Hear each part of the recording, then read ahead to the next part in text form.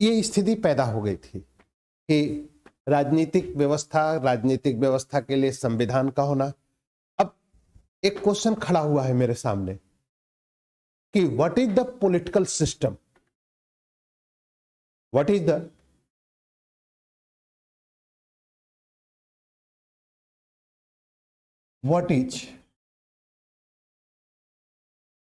Political system,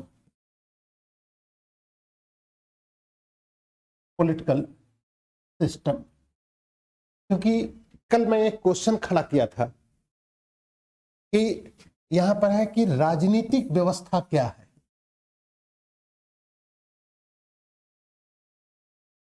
राजनीतिक व्यवस्था क्या है? क्लियर? राजनीतिक, और मैंने एक कंसेप्ट आप लोग को बताया अंगस्टाइन,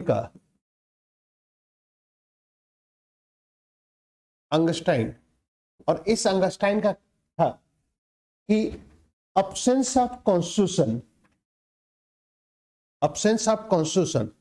state are anarchist, absence of constitution state are anarchist, ठीक? and without constitution there is no establishment of the political system. Clear?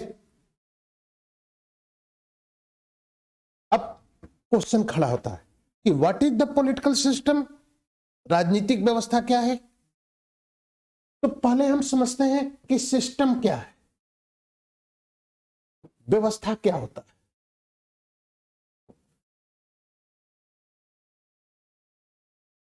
व्यवस्था क्या होती है?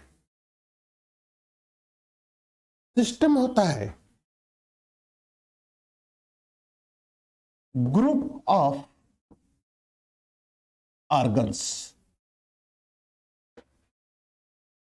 ग्रुप ऑफ ऑर्गन्स, अंगों का समूह क्या है? सिस्टम है, व्यवस्था है। क्लियर? जैसे हम क्या कहते हैं, ह्यूमन बॉडी सिस्टम कहते हैं कि नहीं? शरीर व्यवस्था। क्लियर? अब शरीर क्या है? विभिन्न अंगों का समूह है, इसलिए सिस्टम हो गया। Then government is equal to 3 organs: legislative, executive and judiciary.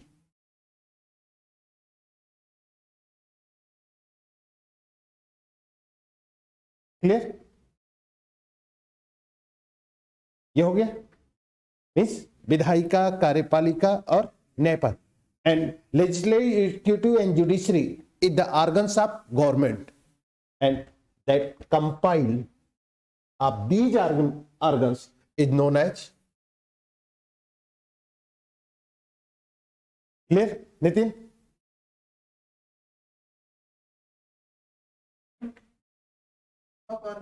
Group of organs. Government के 3 ऑर्गन्स हैं, ये 3 ऑर्गन्स हैं, इसे कहा जाता है ऑर्गन्स ऑफ गवर्नमेंट। क्लियर? अब डिफाइन हो गया कि पॉलिटिकल सिस्टम किसे कहेंगे हैं? अब इस पॉलिटिकल सिस्टम का इस्टेब्लिशमेंट कौन कर रहा है? कॉन्स्टिट्यूशन।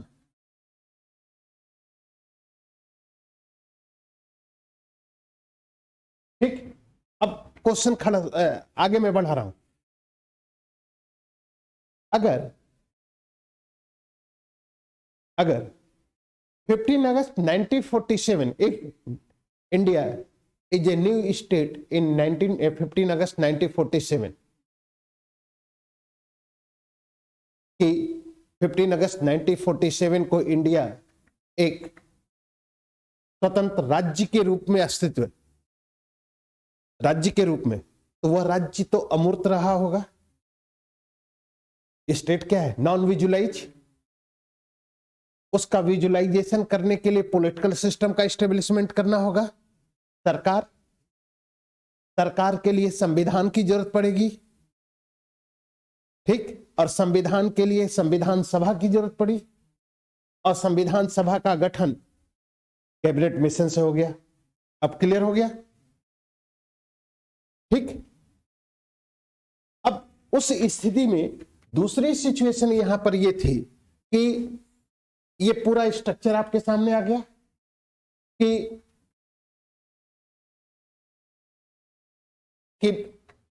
अब सपोज है कि व्यक्ति है, व्यक्ति एक कोई भी मैन अगर है तो उसका उद्देश्य है, ऑब्जेक्ट है एब्सोल्यूट डेवलपमेंट या ग्रोइंग द कैपेसिटी। क्लियर? अब एब्सोल्यूट डेवलपमेंट, आपका एब्सोल्यूट डेवलपमेंट क्या है? स्टूडेंट के लिए एब्सोल्यूट डेवलपमेंट क्या होता है कि clear the UPSC and PCS, ठीक। इसके लिए आपको क्या चाहिए कि किसी भी व्यक्ति के लिए एब्सोल्यूट डेवलपमेंट तब होगा जब पीस एंड सिक्योरिटी होगी। इसीलिए आप चाहते हैं कि हम ऐसे जगह कमरा लें जहां पर शांति हो, सुरक्षा हो, मैं अच्छे से पढ़ाई करके अपना क्या कर लूं, सिलेक्शन ले लूं, ठीक।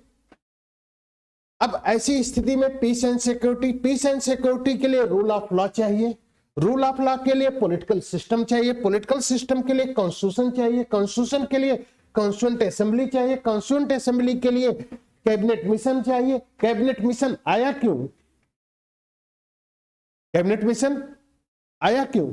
तो यहां पर है कि transfer of authority from UK Britain to India, यानी भारत के लोगों को सत्ता का हस्तांतरण कैसे किया जाए। अब ब्रिटेन की स्थिति ऐसी क्यों उत्पन्न होती है जिसके कारण ब्रिटेन भारत के लोगों को सत्ता को हस्तांतरित करने के बारे में सोच रहा है? तो उसका रीजन है कि ब्रिटेन का पावरलेस होना, यानी शक्तिविहीन होना, और शक्तिविहीन होने का रीजन क्या था? सेकेंड वर्ल्ड वॉर, ठीक। अब दूसरा कि तब क्वेश्चन दूसरा खड़ा होता है कि ब्रिटेन शक्तिशाली क्यों हुआ? तो उसका रीजन था, क्या रीजन था कि ब्रिटेन के शक्तिशाली होने का रीजन था इंडस्ट्रियल रिवॉल्यूशन। इंडस्ट्रियल रिवॉल्यूशन का मतलब था कि प्रोडक्शन मेथड इंडस्ट्री हो गई। इंडस्ट्री होने का मतलब कि रॉ मटेरियल चाहिए। तो रॉ मटेरियल क्या होता था कि ब्रिटेन अपने उपनिवेशों से कम दाम पर रॉ मटेरियल खरीदता था और उसी रॉ मटेरियल को अपने इंडस्ट्री में ले जाता था और वहां पर उत्पादन करता था और महंगे दामों पर उपनिवेश करता। तो दोनों चीजें होती थी कि उपनिवेश उसके बाजार भी थे ब्रिटेन के लिए और उपनिवेश उसके रॉ मटेरियल के लिए एक एरिया भी था। यही चीज है दादा भाई नौरोजी इसी चीज को डिफाइन करते हैं कि ब्रिटेन के लिए कॉलोनीज उसके उत्पादित मालों के लिए बाजार भी था और उसके उद्योगों के लिए रॉ मटेरियल अर्जित करने का क्षेत्र भी था। उपनिवेश जो भी, इंडिया भी उपनिवेश है, इंडिया भी उपनिवेश है, ठीक। अब यहां पर एक चीज और मैं आपको थोड़ा सा एक कंसेप्ट और बता देता हूं कि ब्रिटेन उस समय एक कंसेप्ट था imperialism, imperialism and new imperialism.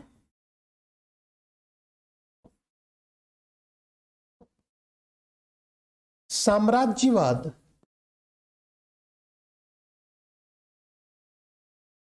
व नव साम्राज्यवाद पढ़ा होगा,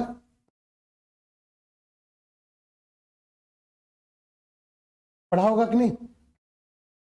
imperialism and new imperialism, clear? साम्राज्यवाद और नव साम्राज्यवाद। नव साम्राज्यवाद का दृष्टिकोण अब चल रहा है, बट साम्राज्यवाद का दृष्टिकोण क्या था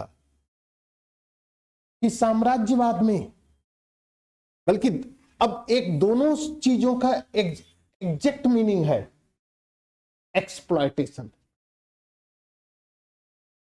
दोनों का ऑब्जेक्ट क्या है? एक्सप्लॉयटेशन, शोषण। दोनों का मीनिंग क्या है? एक्सप्लॉयटेशन, शोषण। बट यहां पर क्या होता है इंपीरियलिज्म में कि establish the political authority then exploitation. समझ में आई बात? कि पहले हम राजनीतिक सत्ता की स्थापना करेंगे, उसके बाद क्या करेंगे? एक्सप्लॉयटेशन करेंगे। क्लियर? यहां पर होता है कि नव साम्राज्यवाद में absence of political authority but exploitation, यानी यहां पर राजनीतिक सत्ता की स्थापना नहीं की जाती है, बल्कि शोषण किया जाता है। और शोषण करने का तरीका आज है एमएनसी, इन्वेस्टमेंट, निवेश। अब क्लियर हो गया? दोनों अगर आपसे पूछा जाए कि difference between imperialism and new imperialism, तो क्लियर? तो रीजन, इसलिए अगर द्वितीय विश्व युद्ध या द्वितीय विश्व युद्ध की स्थिति के बाद की अगर सिचुएशन देखी जाती है तो यही रीजन था कि भारत की स्वतंत्रता में केवल द्वितीय विश्व युद्ध का योगदान नहीं था, बल्कि भारत की स्वतंत्रता में द्वितीय विश्व युद्ध के साथ साथ राष्ट्रीय आंदोलन का भी क्या है? रोल है। क्योंकि राष्ट्रीय आंदोलन ने भारत के लोगों को एकता के सूत्र में बांध दिया और द्वितीय विश्व युद्ध ने ब्रिटेन को कमजोर कर दिया। ठीक? कमजोरी का आलम क्या था? कमजोरी का आलम क्या था जिस पर राजनीतिक विचारकों का दृष्टिकोण है कि कमजोरी का आलम यह था कि ब्रिटेन का औद्योगिक शहर मैनचेस्टर पूर्णतः तबाह हो गया। अब ब्रिटेन जो कभी अपने औद्योगिकरण के कारण विश्व पर वर्चस्व की स्थापना कर रहा था, अब उसके उद्योगों के पास इतनी क्षमता नहीं रही कि वह अपनी आवश्यकताओं की पूर्ति करने के लिए उत्पादन कर सके। क्लियर? पहले जिस औद्योगिकरण के कारण वह विश्व पर अपने वर्चस्व की स्थापना कर रहा है, क्लियर? अब वही ब्रिटेन के पास द्वितीय विश्व युद्ध के पास या द्वितीय विश्व युद्ध के बाद कि अगर स्थिति को देखते हैं, द्वितीय विश्व युद्ध के पश्चात की स्थिति को अगर एनालाइज किया जाता है तो एक स्थिति ये दिख रही है, एक स्थिति ये एनालाइज हो रही कि ब्रिटेन के पास अब वह क्षमता नहीं है कि वह अपनी आवश्यकताओं की पूर्ति करने के लिए उत्पादन कर सके।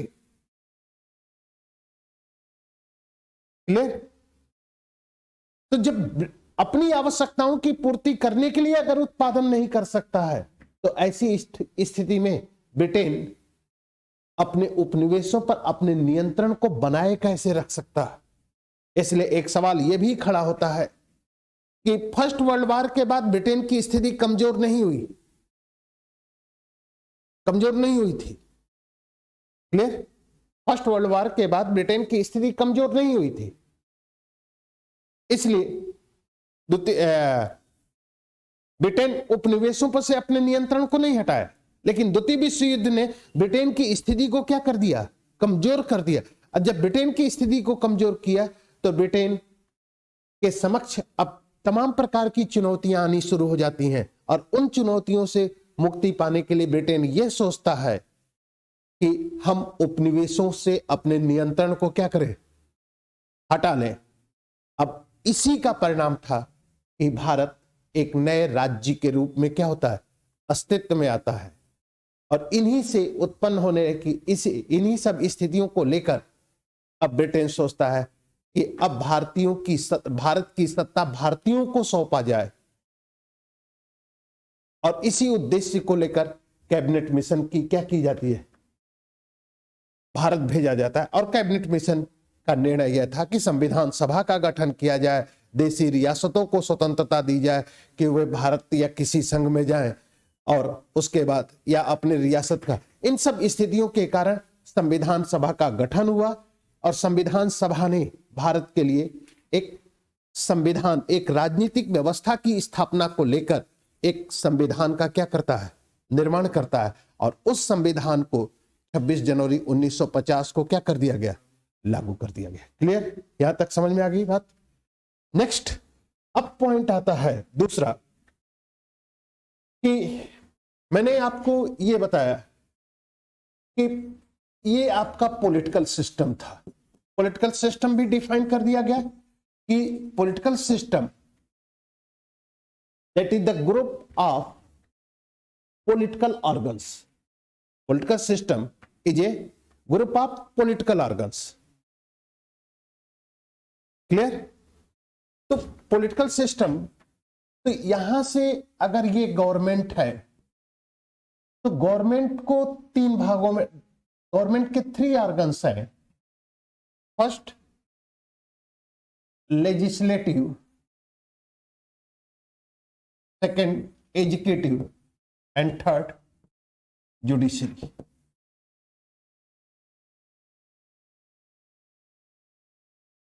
क्लियर। विधायिका, कार्यपालिका और न्यायपालिका। अब विधायिका का कार्य क्या है, what is the function of legislative? Law formation.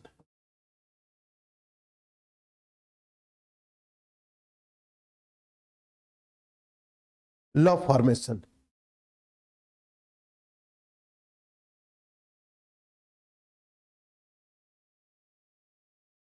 ठीक, लॉ फॉर्मेशन। एंड एजुकेटिव का फंक्शन है implement of law. Implement of law, इसका है विधि निर्माण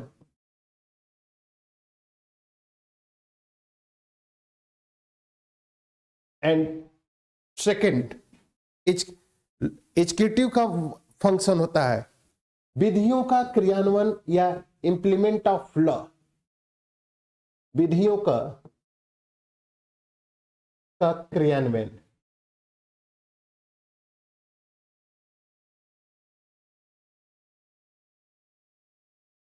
ठीक, इंप्लीमेंट ऑफ लॉ या application of law. And third judiciary का वर्क होता है एग्जामिन ऑफ लॉ या विधियों का परीक्षण, विधियों का, विधि ऑब्लिक कानून का परीक्षण।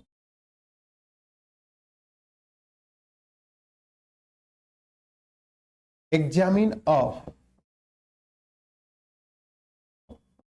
लॉ। क्लियर, यहां तक समझ में आ गई बात। यानी पॉलिटिकल सिस्टम के फंक्शन भी पता चल गए। पॉलिटिकल सिस्टम के क्या, सेकंड चीज आती है कि लेजिस्लेटिव है क्या। Legislative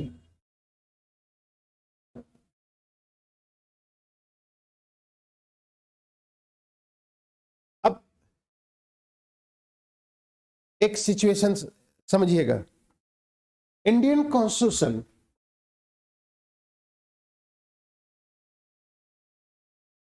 Indian constitution is a federal constitution.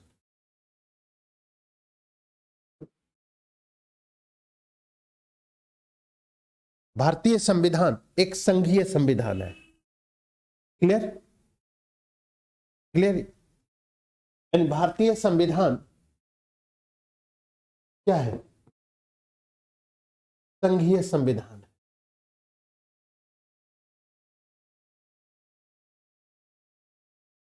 यहां तक क्लियर हो गया? Federal council and the important character of federal constitution, ठीक, यानी संघीय संविधान का कैरेक्टर क्या है? Character, power division,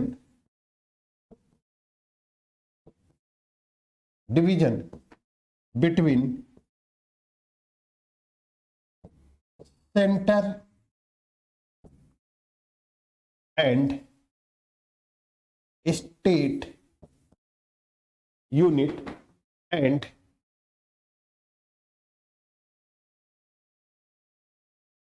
dual government,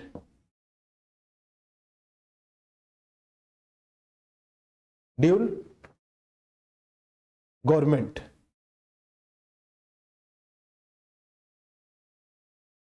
dual government is equal to दोहरे शासन प्रणाली, दोहरा शासन प्रणाली यानी एक सेंट्रल गवर्नमेंट और एक स्टेट गवर्नमेंट। क्लियर? यहां तक क्लियर हो गया? इसका मतलब कि जब दोहरा शासन प्रणाली होगी, दो प्रकार की सरकार होगी, तो विधायिका दो प्रकार की हो गई, कार्यपालिका दो प्रकार की हो गई, ठीक। इसलिए अब अगर इंडियन कॉन्स्टिट्यूशन में लेजिस्लेटिव को देखा जाए तो दो प्रकार का legislative, central legislative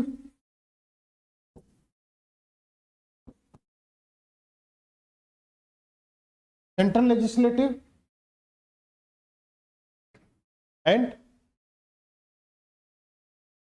state legislative.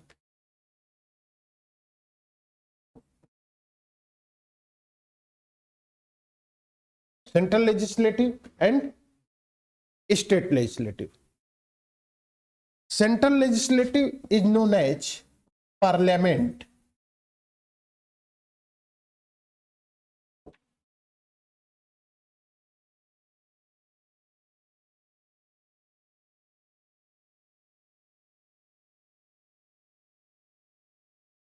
Clear? Clear हो गया? And state legislative is known as state legislative.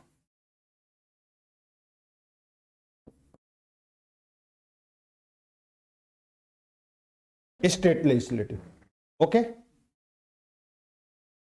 Clear? And then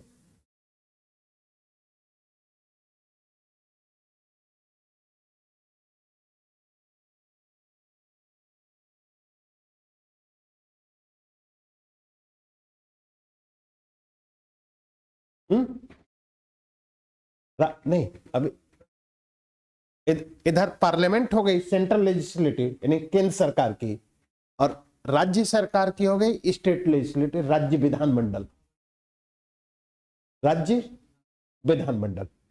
अब सेंट्रल लेजिस्लेटिव क्या है, पार्लियामेंट क्या है?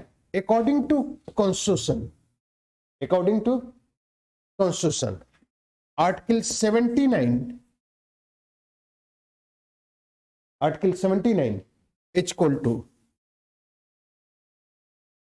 Organisation of parliament, organisation of parliament,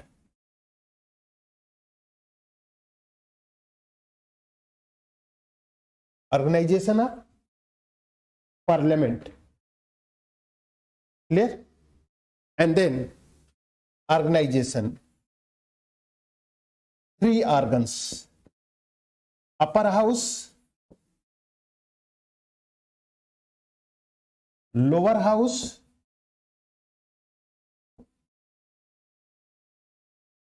and president,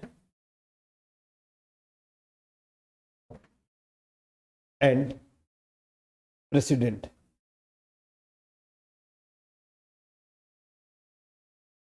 enemies ये है Rajya Sabha,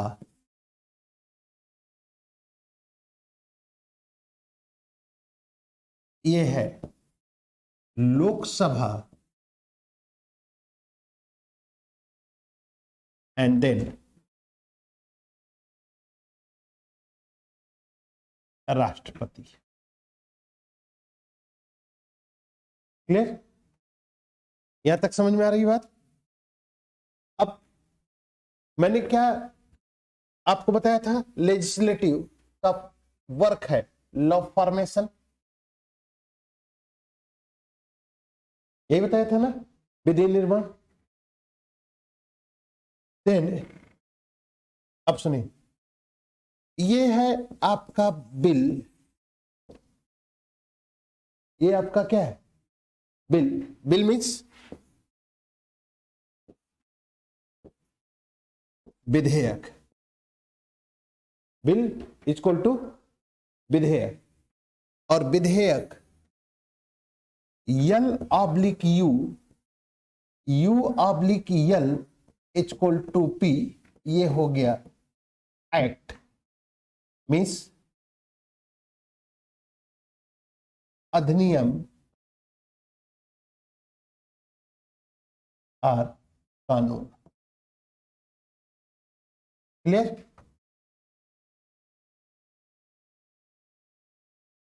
clear? L oblique U, U oblique L and P,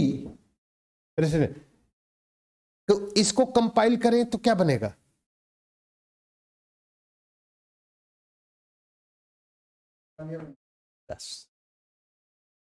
इस यानी parliament is equal to article 79।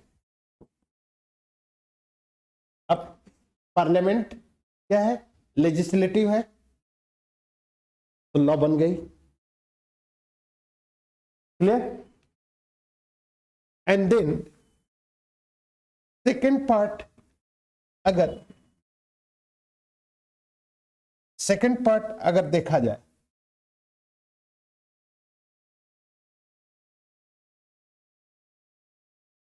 State legislative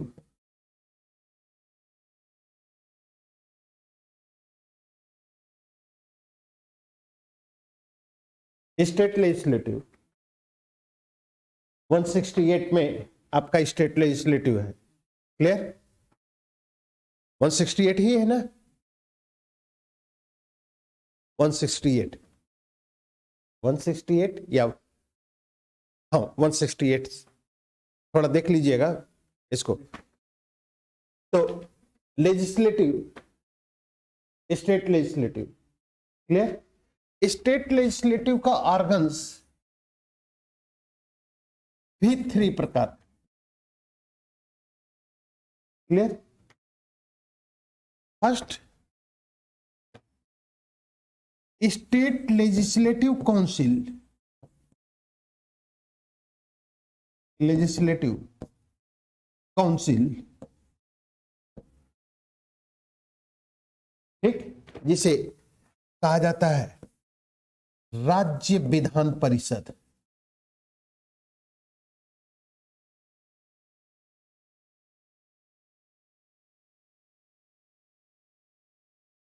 राज्य विधान परिषद, ठीक। देन स्टेट लेजिस्लेटिव असेंबली,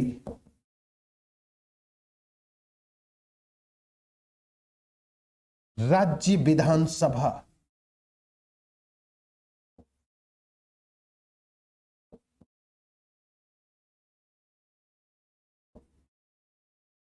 राज्य विधानसभा, एंड देन राज्यपाल।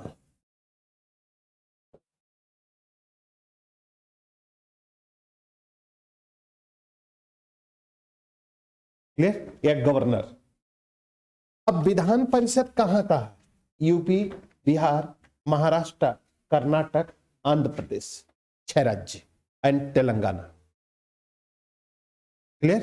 UP, Bihar, Maharashtra, Telangana, Andhra Pradesh and Karnataka. Jammu Kashmir अब राज्य नहीं रहा, यूनियन टेरिटरी हो गई। Clear?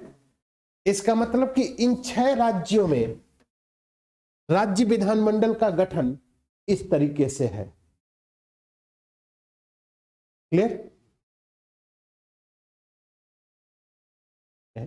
UP, Bihar, Maharashtra, Andhra Pradesh, Karnataka and Telangana.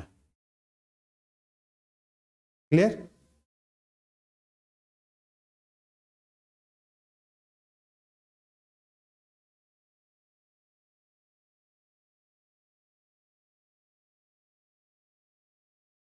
Clear? यहां तक क्लियर हो गई? Enemies UP, Bihar, Maharashtra, Karnataka, Andhra Pradesh and Telangana, 6 राज्यों में। पहले 7 था, अब 6 हो गया, क्योंकि 7वां था जम्मू कश्मीर। क्लियर? अब यहां तक आगे चलते हैं। अब जो हम आपको क्वेश्चन राइज कर रहे हैं, क्लियर?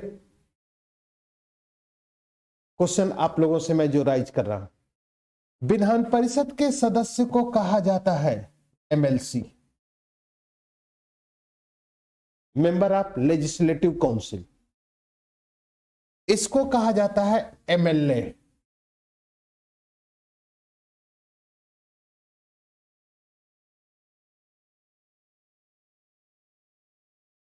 एमएलए, ठीक? बट जो क्वेश्चन राइज हो रहा है कि इनके नाम से तो हम बता सकते हैं कि ये किस हाउस के मेंबर हैं। आपको बताना है कि राज्यसभा और लोकसभा के सदस्यों का नाम क्या है, जिसके कारण ये डिफाइन किया जा सके कि ये लोकसभा के सदस्य हैं कि राज्यसभा के सदस्य। क्लियर? क्वेश्चन समझ में आ गया? जैसे यहां पर डिफाइन हो गया कि MLC, member of legislative council, and यहां पर डिफाइन हो गया MLA, member of legislative assembly. ठीक? तो यहां पर तो सबको मेंबर ऑफ पार्लियामेंट कहा जाता है। उनका नाम क्या है जिसके कारण आप डिफाइन कर सके कि ये लोअर हाउस के सदस्य हैं या अपर हाउस के सदस्य हैं?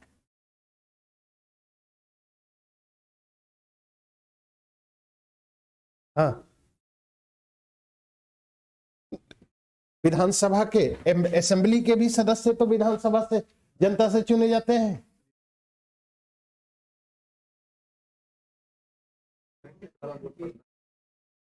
तो आप थोड़ा सा खोजिएगा, फिर मैं बात करूंगा, इसको बताऊंगा आप लोग को।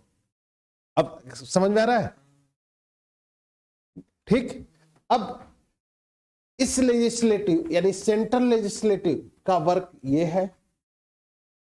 तो स्टेट लेजिस्लेटिव का भी वर्क है लॉ फॉर्मेशन।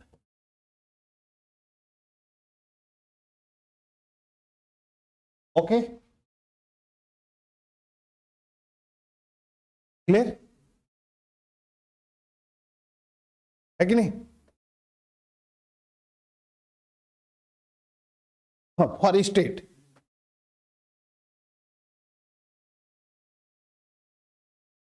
अब दूसरी बात कि सेंट्रल लेजिस्लेटिव यानी पार्लियामेंट किन किन विषयों पर लॉ फॉर्मेशन करेगी। बेसिकली अगर देखा जाए तो सामान्य तरीके से पार्लियामेंट संघ सूची यानी union list and concurrent list पर लॉ फॉर्मेशन करती है। लेकिन भारतीय संविधान में उन स्थितियों का भी वर्णन किया गया है, उन स्पेशल प्रोविजन को भी डिफाइन किया गया है, जिन स्पेशल प्रोविजन में स्टेट लिस्ट पर भी लॉ फॉर्मेशन वो कर सकती है। तो जैसे संविधान आपका टॉपिक चलेगा, जैसे जैसे हम आगे बढ़ेंगे तो उन परिस्थितियों को भी डिफाइन करेंगे जिन परिस्थितियों में पार्लियामेंट स्टेट लिस्ट के विषयों पर लॉ फॉर्मेशन कब करती है या किस प्रकार से करती है। कई बार क्वेश्चन पूछा जाता है यूपीएससी में या पीसीएस में कि उन परिस्थितियों का को स्पष्ट कीजिए जिन परिस्थितियों में संसद राज्य सूची के विषयों पर लॉ फॉर्मेशन कर सकती है। चाहे वो पीटी का क्वेश्चन हो, चाहे वो मेंस का क्वेश्चन हो। ठीक? स्टेट लेजिस्लेटिव जो लॉ फॉर्मेशन करेगी वह state list and concurrent list दोनों में करेगी, ये भी दोनों में करेगी। इसका मतलब कि parliament and state legislative concurrent list या समवर्ती सूची के विषयों पर लॉ फॉर्मेशन कर सकती है,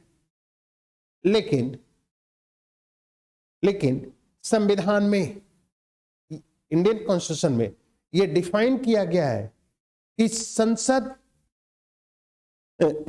संसद और राज्य विधानमंडल जब कॉन्करेंट लिस्ट या समवर्ती सूची के विषयों पर लॉ फॉर्मेशन कर रही है और उन दोनों लॉ में कॉन्फ्लिक्ट पैदा हो जाता है, तो उस कॉन्फ्लिक्ट में स्टेट लेजिस्लेटिव के लॉ पर पार्लियामेंट के लॉ को सुपरसीड किया जाएगा। लेकिन संविधान में यह भी डिफाइन किया गया है कि वह परिस्थिति भी दी गई है कि अगर कॉन्करेंट लिस्ट पर स्टेट लेजिस्लेटिव और पार्लियामेंट दोनों लॉ फॉर्मेशन करते हैं, तो उस लॉ में उन परिस्थितियों को भी डिफाइन किया गया है जिन परिस्थितियों में पार्लियामेंट लॉ फॉर्मेशन कर ले और स्टेट लेजिस्लेटिव भी लॉ फॉर्मेशन करे, लेकिन उस स्थिति में स्टेट लेजिस्लेटिव का कानून संसद के बनाए गए कानून पर सुपरसीड कर जाएगा। ठीक, तो जैसे जैसे आपका टॉपिक चलेगा वैसे वैसे मैं बताते चलूंगा कि ये स्थिति है। इन स्थितियों में संसद जब कंकरेंट लिस्ट पर लॉ फॉर्मेशन करती है या स्टेट लिस्ट पर law formation, state legislative law formation करती है, तो कॉन्फ्लिक्ट कहाँ पैदा होता है और उस कॉन्फ्लिक्ट में स्टेट सिचुएशन या स्टेट की जो स्थिति है उस पर लॉ फॉर्मेशन की स्थिति को डिफाइन किया जा सकता है। क्लियर? एंड second part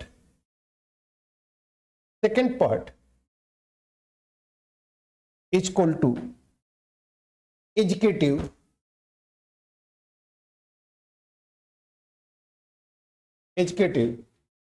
या कार्यपालिका।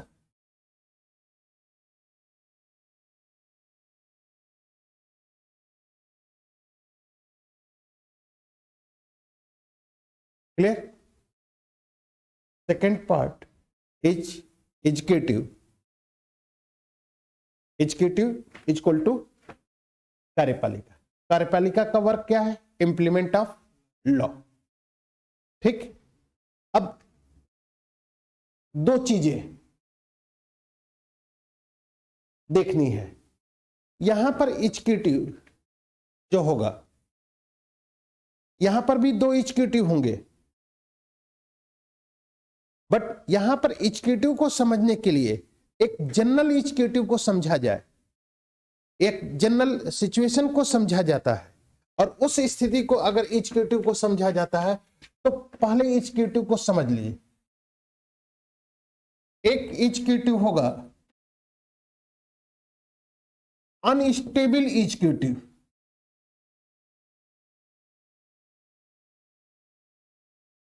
अनस्टेबल एग्जीक्यूटिव,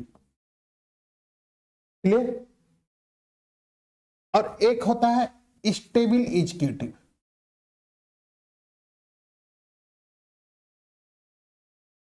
एग्जीक्यूटिव या परमानेंट। क्लियर? मीन्स स्थायी, स्थायी, और इसे कहते हैं अस्थायी। क्लियर?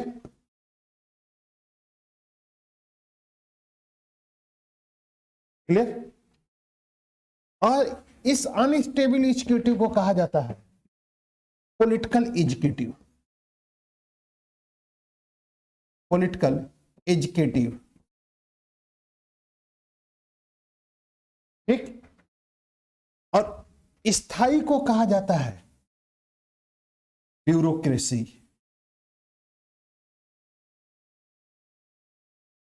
क्लियर? ब्यूरोक्रेसी या एडमिनिस्ट्रेटिव ऑफिसर।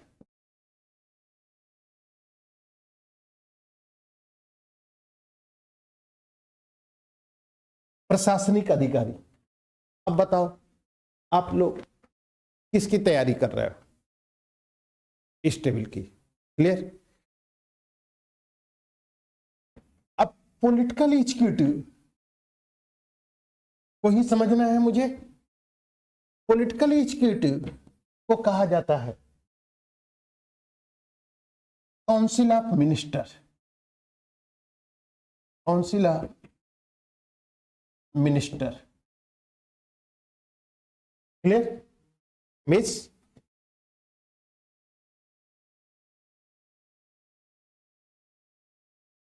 क्या कहेंगे? मंत्री परिषद। क्लियर? अब मंत्री परिषद है। मंत्री परिषद, मंत्री परिषद कैसे होती है? मंत्री परिषद को कहा जाता है ग्रुप ऑफ ऑल मिनिस्टर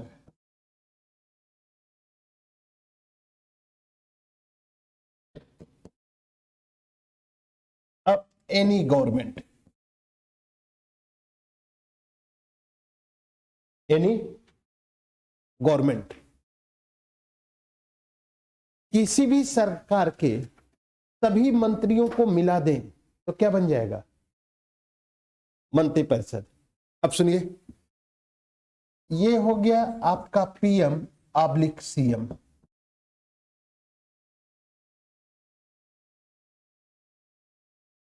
ठीक? PM oblique CM. और इसमें 3 टाइप्स ऑफ मिनिस्टर होते हैं। 3 टाइप्स ऑफ मिनिस्टर होंगे। First, cabinet minister.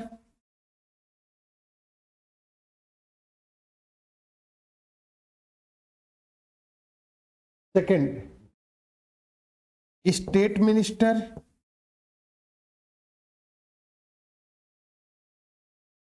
And third, deputy state minister.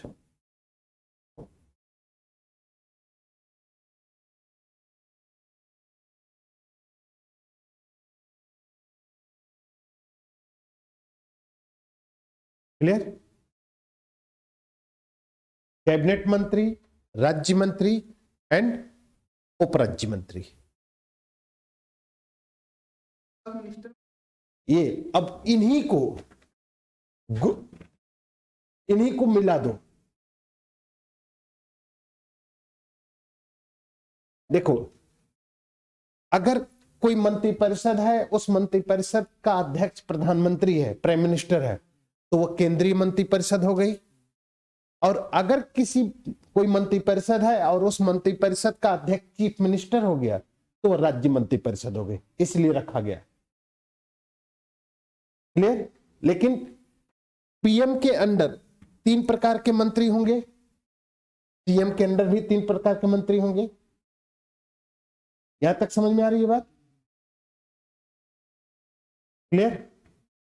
अब इस काउंसिल ऑफ मिनिस्टर के नेचर को, काउंसिल ऑफ मिनिस्टर के नेचर को, इसके नेचर को डिफाइन किया गया 91 अमेंडमेंट के द्वारा।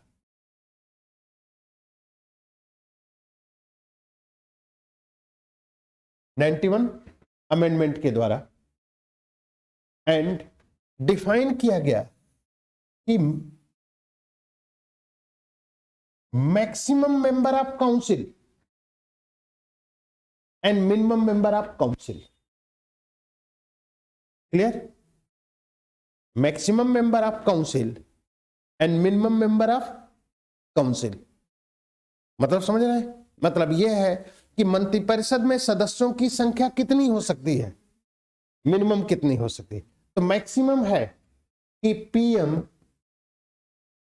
ऑब्लिक सीएम प्लस यानी सहित 15% ऑफ लोअर हाउस।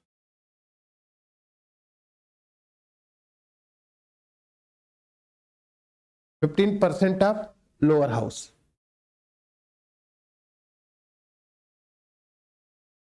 प्रधानमंत्री और मुख्यमंत्री सहित निम्न सदन का 15%।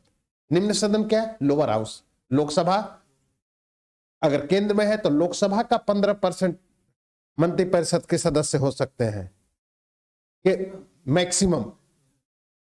मिनिमम अगर राज्य की मंत्रिपरिषद है तो राज्य में लोअर हाउस किसको कहते हैं? विधानसभा को। तो उस विधानसभा का 15%, यानी मान लो कि यूपी में 403 विधानसभा के सदस्य हैं, तो 403 का 15% कितना हो गया? 15 चौके 60, 61 लोग, 61 लोग। तो उस 61 लोग में एक मुख्यमंत्री होगा और 60 मंत्री होंगे, यानी 61 से अधिक सदस्यों की मंत्रिपरिषद के सदस्य नहीं हो सकते। और मिनिमम मेंबर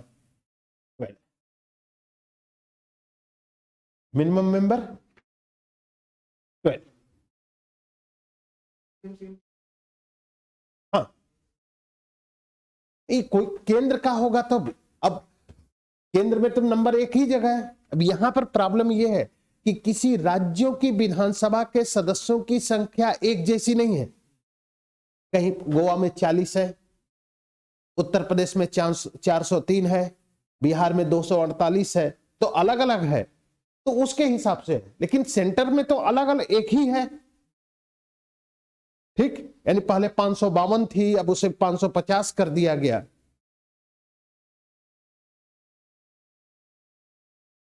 लेकिन कॉन्स्टिट्यूशन क्या कहता है कि 2026 तक 552 से अधिक नहीं हो सकता है। लेकिन 104 संविधान संशोधन के द्वारा एंग्लो इंडियन को हटा दिया गया, जिससे सदस्यों की संख्या कितनी हो गई? 550। क्लियर? एंड 2026 तक इतना ही रहेंगे। अब 2026 तक सदस्यों की संख्या अगर बढ़ानी है तो वर्तमान संसद सदस्य में सदस्यों की संख्या को बढ़ा दी जाए तो जगह नहीं मिलेगी। इसलिए आप देखे होंगे सेंट्रल विस्टा प्रोजेक्ट शुरू हुआ। समझ में आ गई बात? अब क्लियर हो गया कि नहीं? तो इन स्थितियों को अब यहां तक समझ में आ गई। मंत्रिपरिषद भी समझ में आ गया। अब इसी मंत्रिपरिषद में एक दूसरा डायमेंशन उठेगा आपका, वह है कि ये group of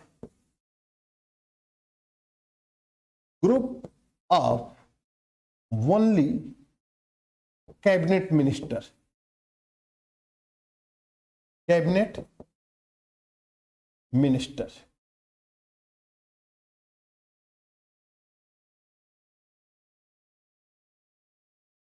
group of only cabinet minister.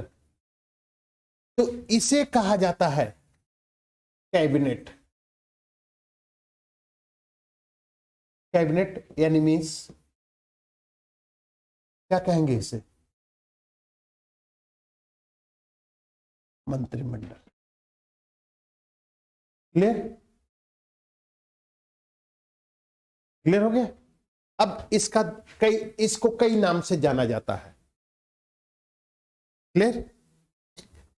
Cabinet is known as small group of council. क्योंकि आप लोग को देखने के बाद मुझे लगा कि थोड़ा सा इन सबों को बताना जरूरी है, क्योंकि हम अगर कभी कैबिनेट वर्ड्स यूज करेंगे, कभी काउंसिल वर्ड्स का यूज करेंगे, कभी सेंट्रल लेजिस्लेटिव की बात करेंगे, तो थोड़ा सा कंफ्यूजन आप लोग हो जाएंगे। क्लियर? इसलिए मैंने कहा कि थोड़ा सा आज मैं बता देता हूं, जिसके कारण आपको समझ में आए, वर्ड्स को क्लियर तो कर ले। मीन्स कि मंत्रिमंडल क्या है? स्मॉल ग्रुप ऑफ काउंसिल, यानी मंत्रिपरिषद का एक छोटा समूह। क्लियर? या पॉलिसी मेकिंग बॉडी,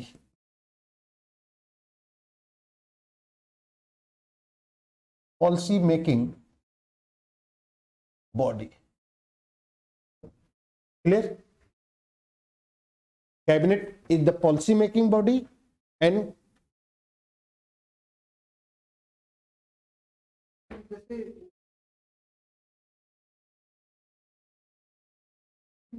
हाँ हाँ, इस मंत्रिपरिषद में तीनों मिनिस्टर है, इसलिए देख नहीं रहे हो क्या लिखा जा रहा है? Group of all minister of any government.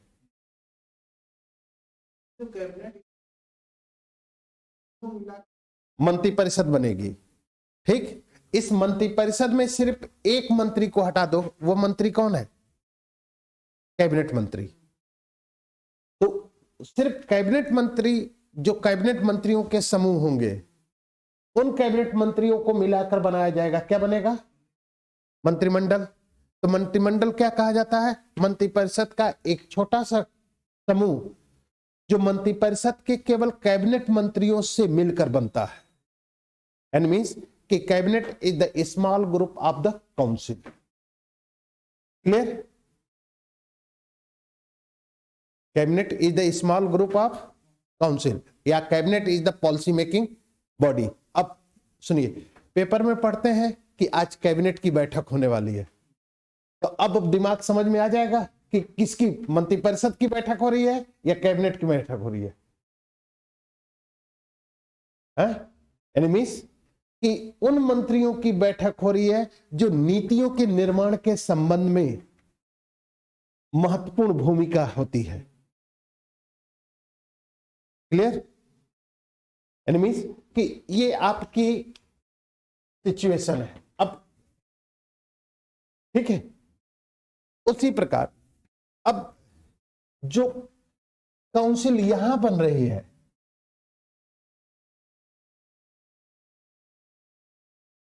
अब परमानेंट एग्जीक्यूटिव ब्यूरोक्रेसी, ठीक, ब्यूरोक्रेसी जिसकी तैयारी आप करते हैं। अब यहां पर है class 1 officer, class 2 officer, class 3 officer, class 4 है, ठीक है। अब इस तरह का एग्जीक्यूटिव बनता कैसे है, थोड़ा समय आपको समझाता हूं। मान लीजिए इसको इधर कर ले,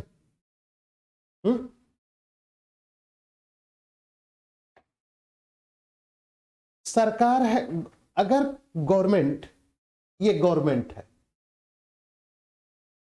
तो गवर्नमेंट के अंदर जो होता है, सरकार जब बनती है तो सरकार के अंदर कई पोर्टफोलियो होते हैं। पोर्टफोलियो समझ रहे हैं? मंत्रालय, पोर्टफोलियो यानी मीन्स क्या कहेंगे उसे? मंत्रालय। क्लियर? कई पोर्टफोलियो होते हैं, मंत्रालय होता है। अब मंत्रालय दो प्रकार के होते हैं। एक मंत्रालय होता है बड़ा मंत्रालय, एक छोटा मंत्रालय, यानी big portfolio and small portfolio. Clear? बड़ा मंत्रालय किसे कहते हैं? बड़ा मंत्रालय वह मंत्रालय होता है जिस मंत्रालय में एक से अधिक डिपार्टमेंट हो। बड़ा मंत्रालय वह मंत्रालय है जिसमें एक से अधिक डिपार्टमेंट होते हैं। क्लियर? छोटा मंत्रालय एक वह मंत्रालय होता है जिस मंत्रालय में एक ही डिपार्टमेंट हो। क्लियर? अब जैसे मान लीजिए गृह मंत्रालय है, गृह मंत्रालय में कई डिपार्टमेंट हैं, ठीक। गृह मंत्रालय बड़ा मंत्रालय, रक्षा मंत्रालय बड़ा मंत्रालय, वित्त मंत्रालय बड़ा मंत्रालय, विदेश मंत्रालय बड़ा मंत्रालय है, ठीक। बट वहीं पर दूसरा क्या है? इंफॉर्मेशन एंड ब्रॉडकास्टिंग मिनिस्ट्री, छोटा मंत्रालय। तो जो बड़े मंत्रालय होते हैं जिसमें, उसमें मान लीजिए बड़ा मंत्रालय होम मिनिस्ट्री,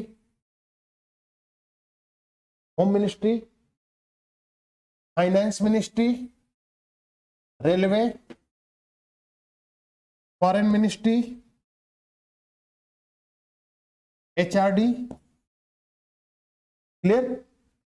तो सुनिए,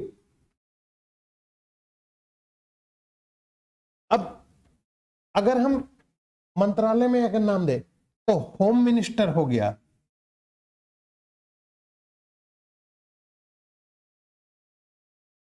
होम मिनिस्टर हो गया, और इसके नीचे होता है स्टेट होम मिनिस्टर।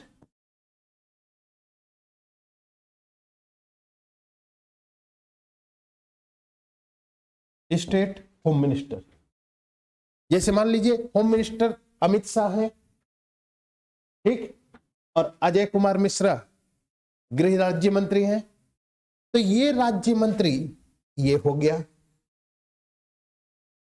और कैबिनेट ये हो गया। अब समझ में आ गए? रेल मंत्री, वित्त मंत्री, रक्षा मंत्री, इन्होंने क्या है? Cabinet minister. क्लियर? और उनके जो सपोर्टर हैं, वहीं पर इस मंत्रालय का जो एडमिनिस्ट्रेटिव विंग होगा, जो ये स्टेबल होता है, गृह सचिव। अब गृह सचिव मींस उस पूरे एडमिनिस्ट्रेटिव हेड है, उसके नीचे डिपार्टमेंट होंगे, तो सेक्रेटरी बनते हैं, ठीक है, ये सीनियर आईएएस ऑफिसर बनते रहते हैं। क्लियर है? यहां तक समझ में आ रही बात? अब कुछ मंत्रालय ऐसे भी होते हैं जिनमें राज्य मंत्री लिखा जाता है, लेकिन इंडिपेंडेंट भी लिखा जाता है, स्वतंत्र प्रभार के मंत्री। तो यह वह मंत्रालय होते हैं जो मंत्रालय छोटे हैं लेकिन महत्वपूर्ण है। Small portfolio but important portfolio, small portfolio but important, तो उसे राज्य मंत्री और ब्रैकेट में लिख दिया जाता है इंडिपेंडेंट। ठीक, अब ये चीजें नहीं पाई जाती हैं। ठीक, इस तरह से आपके मंत्रिपरिषद में 3 मंत्री हैं, ठीक, cabinet ministry, state minister and deputy state उपराज्य मंत्री। लेकिन उपराज्य मंत्री की स्थिति इस समय नहीं है। क्लियर? एंड देन फिर इन सभी को मिला लो तो आपके मंत्रिपरिषद बन जाएगी। उस मंत्रिपरिषद में एक बन जाएगा आपका मंत्रिमंडल। इसलिए अगर कभी कभी आपसे पूछा जाए कि difference between council and cabinet, तो क्या बताएंगे? Council is group of all minister and cabinet is the small group of council, small group of council, और cabinet is the policy making body. Clear? ठीक है, तो कल फिर हम जुडिशरी की बात करेंगे। कल तो संडे है, कल तो है मंडे से संडे को भी रोक रहे हैं, फिर क्लास होगी है भैया, संडे को भी होगी। नहीं, कल नहीं होगी, कल छुट्टी है शायद, मकर संक्रांति की वजह से इधर उधर आज 14-15 इस तरह से बात हो रही है, तो कल क्लास नहीं है। मंडे को क्लास 10:30 से होगी।